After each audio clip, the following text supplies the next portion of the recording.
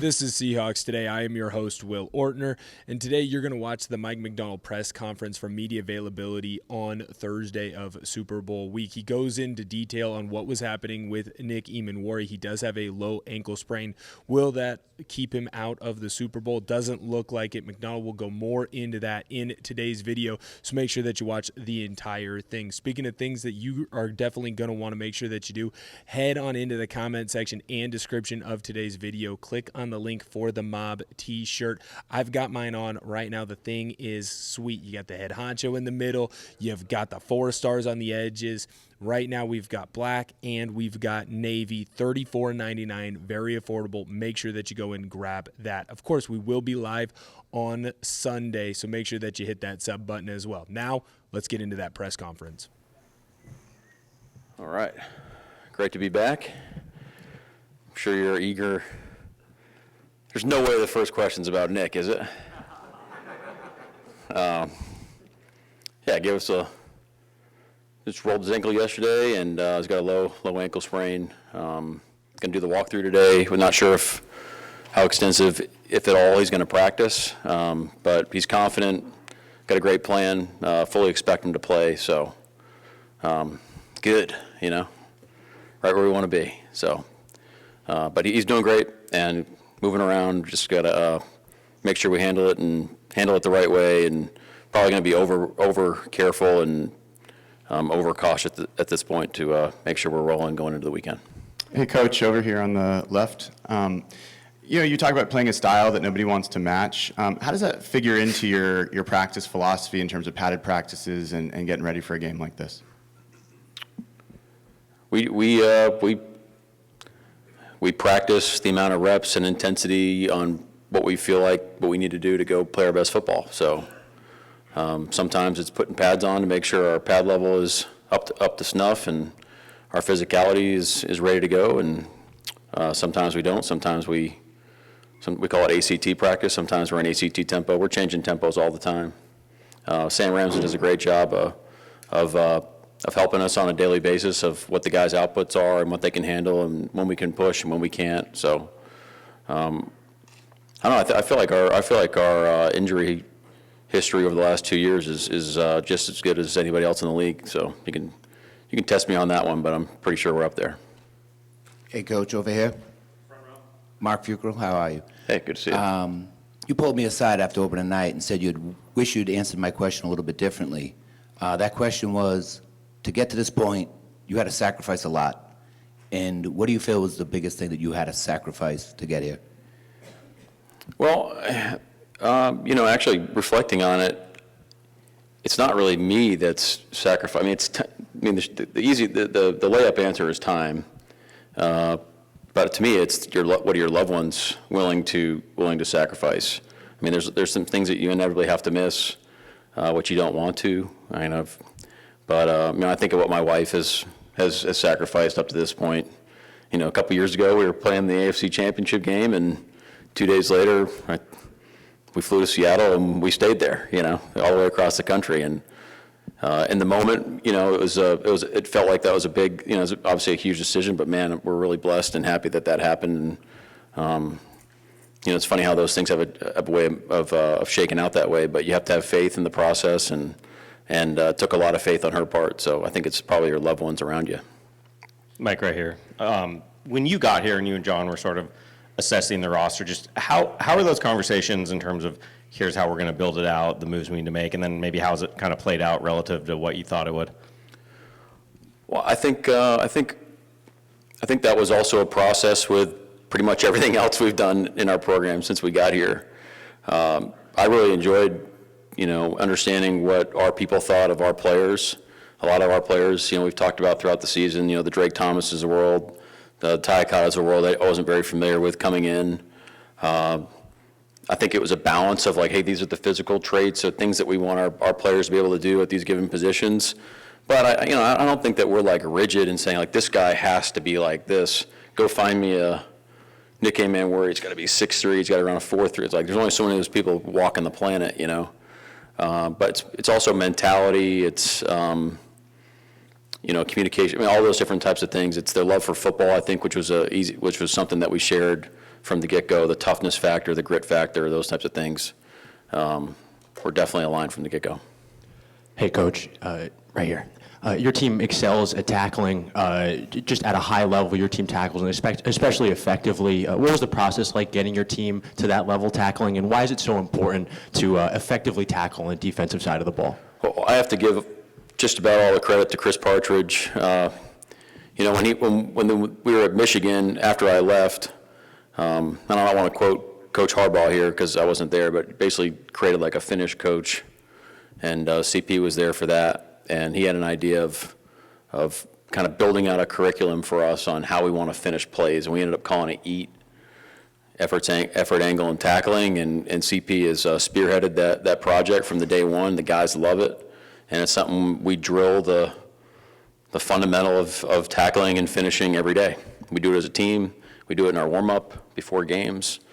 It's just kind of part of our DNA, and the guys take a lot of pride in it, and when it hits, you know, it's the way that you want it. It's powerful stuff, and when you don't hit it, it can get ugly. So the guys understand the importance of it, and we take a lot of pride in it. Hi, Coach.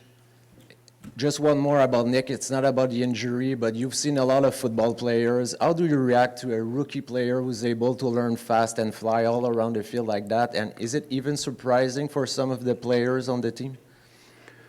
Well, I think this is a great example of can we have buy-in. Really, look, if you draft a player, it's great to have alignment behind it because you know that you're going to be investing like full tilt into their development. What they have, Nick's kind of a special example of that, but it's still, you know, kind of apples to apples. Is even if you were to pick like a fifth or sixth rounder. But I think it was all hands on deck. The coaches having a vision for what we wanted to create. Nick being bought in, and committed to doing those like daily steps. And then, you know, our veterans on our team, you know, it's easy for vets to be like, hey, you drafted this guy, okay, is he here to replace me? What's the deal? You know, okay, do we really want the, you know, how much do we help the guy? I think the beauty behind our team is like our vets have embraced our rookies. Our rookies have had a lot of respect for our veterans from the day they walked in the door, and it's meshed really well, where each side can really push each other, and I think that's how you get to where we are today with Nick. So it's a great example of how we want to operate. Hey, Mike, you've talked about connection on this team, and just now you talked about veterans and the young players' connection. I'm wondering if you could talk about your assistant coach's connection to the players and how that's spread out and built up for their defense and offense. Yeah, thanks for bringing that up. It's you know, again, I've never hired staff before, but as you know, before last year, but as you're visualizing, hey, what's important to us, how we want to operate as a coaching staff, as a football team. You know, if you and I aren't connected and I'm coaching you, there's no way in heck you're going to ever do anything that I'm asking you to do. So it's kind of like that's the starting point of who we want to coach our football team and be around our players every day. And our guys have just done a phenomenal job. Look, I mean, football teams are like the coolest thing ever. You got people from all these different backgrounds, all these different experiences, all these different expertises, and somehow you can kind of come together in a way where we're all kind of helping each other and going in the same direction. I think it's a powerful thing, and our coaches are living, breathing examples of that every day. They do a phenomenal job. Hey, Mike, following that up over here on your right, regarding Jay Harbaugh, your special teams coordinator, Yep. What stood out in your time around him before hiring him for your staff, and how has his characteristics, or how have his characteristics kind of enabled that unit to be such a complementary force? I love bragging on Jay because he's it's kind of like a underrated hero behind this whole operation. I met Jay when I became an intern. He's the one who interviewed me in Baltimore back in 2014, and that's where our friendship started. And he was a QC on offense, actually working for Gary Kubiak at the time, which is a small world, but. And then he left to coach with his dad at Michigan, and we stayed in touch. But when I got to Michigan, it became very clear very, very quickly that this guy was a heck of a football coach, great eye for talent, the way he got buy-in and the way that he like creatively coached these awesome fundamentals, and the guys like loved the process in special teams in college. Like that doesn't, I mean, Michigan's a special place, but it doesn't happen all the time, all across the country. It wasn't my experience at Georgia. And I was like, man, this is awesome. This is really rad. And this guy's a really dang good coach. And then he coached running backs, he coached tight ends. I left, he became the safeties coach. This guy can coach football. And you think about how he operates and what his mentality is. I mean, it was like a very, very easy decision to beg him to come to Seattle and be our special teams coordinator. And he's done a tremendous job since day one. Talking about chasing edges, this guy, that's how he operates all the time. Pushing the envelope, he pushes me, he's got a great perspective. Not afraid to challenge the status quo. I mean, all those things. Just the list goes on and on. Jay's awesome. Coach back here on your right. It's been a long week. I'm sure you've answered more questions than you could have imagined. But the bond has really come through talking to the players over the last 3 days. Is there a moment over the last 3 or 4 days that has stood out to you that sort of says, we're here, we're ready, just something behind the scenes that has leapt out to you? Well, you know, we do what we do, and on every third Thursday we do a walk and talk, and we did it today, and hopefully the guys don't mind me. But the last question was like, hey, 10 years from now when we have a team reunion, like, what are you guys going to remember, you know, and about this team? And I think shadow boxing was probably the most popular answer, but just for those guys to share those laughs and the funny stories, all the things that you probably haven't heard that are kind of behind the scenes. Just the list goes on and on. It's a special group. Hey, Mike, over here. Congratulations on a great season. Thank you. What did you've been on the coaching grind for a long time. What would your advice be to young assistants? You got a lot of them who want to be where you are. They want to be OCs, eventually head coaches. Yep. Your advice to them, and then there are a lot of young black assistants. You know, this year there were no black head coaches hired in this cycle. But your advice to them in terms of just keeping optimistic, keeping on the grind, just sort of your advice and perspective. Well, my advice to those folks would be the same advice as to anybody else. I think the first thing you have to realize is everybody's timeline is different. And if you do a great job, like one of my fears is like that you're a fraud. You know, like if you just don't know, you know, like it's tough to be in a situation where you just feel like you're stuck and you don't know. So make sure you're doing the work on the front end to build a solid foundation so when you do get your opportunities, you're ready to go. From my experience, when I've had an attitude of like, oh, I got to get to the next thing, and I got to be a position coach, or I need to be a coordinator, it's like, it doesn't work like that. You know, those opportunities didn't come. You know, I was very humbled very quickly. But when I've had the opportunity, when I've had the attitude of, man, let me just be the best QC that George has ever had. You know, let me be the guy that is the point man on how the meals work, where the coffee's made, how do you do the playbook. Oh, you know, like when I took that mentality on, that's where I felt like I gained trust and more responsibilities. And you call it it's just, can you help your team succeed and add value, especially the person that you're working for? Can you set them up for success? I've been very fortunate and blessed that these opportunities have happened relatively quickly, but and so I can imagine that some people get frustrated when their time hasn't felt like they haven't come yet. But I promise you, this is a competitive enough profession and game and popular enough and it's efficient enough where we'll find the best people. And word travels quickly, and you can't. You're hard to hide. So trust the process, and your time will come. But make sure you're ready. Mike, the practice squad guys. Mike, right here. Sorry, Bob. The practice squad, or the ready squad guys, as you guys have named them. The obvious importance is that they get elevated on game day, but how important are they to what you guys do kind of during the week and all of that? And then how cool is it that those guys get to have this experience as well? Well, I think the fundamental answer to that, Bob, is like, we call them the ready squad, but they're part of the 70. So they're part of our team. They're an integral part of our operation. It's kind of a dual purpose during the season is to make sure we're preparing your respective side of the ball as well as you possibly can, but it's also a developmental aspect as well too. Like we should be stacking great reps throughout the week, and you're getting coached up on those as well. So that's our philosophy, and you've seen our history throughout the season. I mean, we're elevating guys every week when they're ready to go, and guys have done a great job when they've elevated and really help us win several of these games because we treat them and they expect to like they're a normal player, part of the team. So and in fact that you're happy for them that they have this experience. It's kind of like I'm you're happy as the rest of the roster, the rest of the people in the organization. So they've done a great job. We got a really deep, young, talented roster, and they deserve to be here. Coach, Myra Gomez, International Media, congratulations and best of luck this Sunday. Two things. The first one, a couple of the players have talked about having some of the players from Legend of Boom, times come in and talk to them. So if you can just talk a little bit about how important that mentorship has been overall for your defense. And then the second thing is on diversification. You talked a little bit about having people from different backgrounds, different places of life. And this is the first Super Bowl where we have a lot of Latinos being a part of it. But you have Latinos, you have white, you have black, you have whatever identification you come, all coming together for the love of the sport. And of course, in your team personally, trying to compete for this Lombardi. What was the first question? The first question was the importance of mentorship. Oh, mentorship. Okay.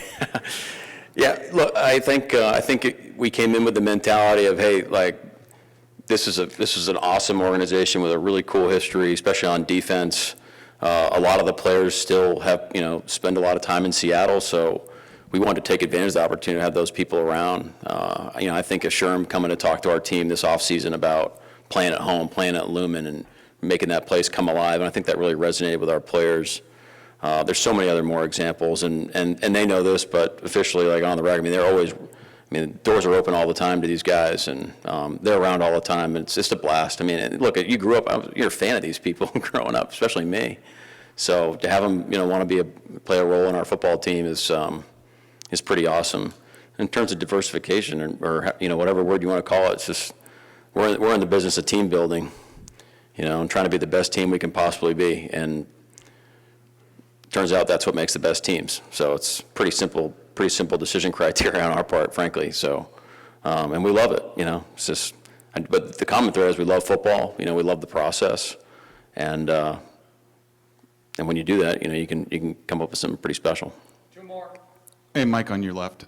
Both you guys and the Patriots run a lot of stunts games, and you're good at it. How big of a factor do you think that's going to be on Sunday? The ability for one of the teams to really defend it well, and also, what's the key to being a good stunting team? Well, with the first question, it's going to be a pretty big driving force behind how you affect the quarterback this game.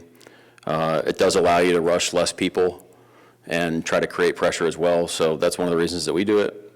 And I think in order to be effective about it, you can't be robots. There's a lot of chemistry that has to happen for you. There's the timing of the stunts and angles and things like that are really just kind of chiseled away at over the course of time, where you understand how guys run different stunts and the timing of it, and then versus different protection schemes as well, how guys set. There's several variables going on there, but the common denominator there is how well you can do it with the people lined up with you, so you can kind of create that synergistic type of idea. So yeah, it'll be interesting. Hi, Mike. Congratulations on a great season. Thanks. First of all, ton of respect for the offseason you guys had and the work you did with John. Seems like every move that you guys made worked out, and there was a lot of risk involved in it, getting rid of DK, getting rid of Gino, bringing in a guy like Sam. And I think it's not talked about enough how much risk you guys took, but I'm sure you guys never doubted the decision you guys made, bringing in Clint to be the offensive coordinator. Was there a point in the season where you said, heck yeah, this is working out, and the Super Bowl is a real possibility now? Well, listening to your question, I'm thinking of how the offseason felt in phase 1, 2, and 3. And what I felt was a great deal amount of enthusiasm, buy-in that definitely hasn't been necessarily earned yet from our part as coaches, and that was really exciting. It's also a responsibility to make sure that we're taking advantage of all those days, and that we do stack those days, so you're not just banging your head against the wall every day.